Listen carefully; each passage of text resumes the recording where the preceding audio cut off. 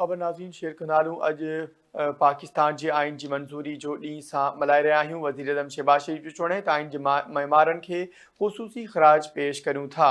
आइन अवाम ऐं रियासत विच में हिकु मुक़दस मुआहिदो आहे। आइन हक़नि ऐं ज़िमेवारियुनि जो क़ानूनी इख़लाक़ी ऐं इंतिज़ामी हदूं वाज़े करे थो। आइन पार्लियामानी जमहूरी निज़ाम ऐं रियासत जे मज़बूत इदारियाती ढांचे जी बुनियादु आहे। आइन मुल्क जे समूरनि शहरनि जी बुनियादी इंसानी हक़नि जो मुहाफ़िज़ आहे। आइन शहरनि जे हक़नि जी हिफ़ाज़त करे थो। आइन वफ़ाक़ पाकिस्तान ऐं क़ौमी इत्तिहाद जी रोशन अलामत आहे।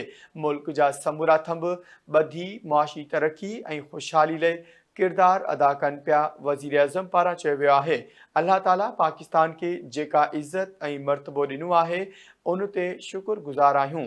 पाकिस्तान पंहिंजो मक़ाम बरक़रार रखंदे तरक़ी ऐं ख़ुशहाली जो सफ़र जारी रखंदो। वज़ीर आज़म पारां चयो वियो आहे। इस्लामाबाद खां ख़बर शेयर करे नाज़रीन हिकु ॿीहर अॼु पाकिस्तान जे आइन जी मंज़ूरी जो ॾींहुं सां मल्हाए रहिया आहियूं। वज़ीर आज़म पारां चयो वियो आहे, आइन जी मइमारनि खे ख़ुसूसी ख़राज पेश करियूं था। वज़ीर आज़म शहबाज शरीफ़ जो इहो चवणु आहे।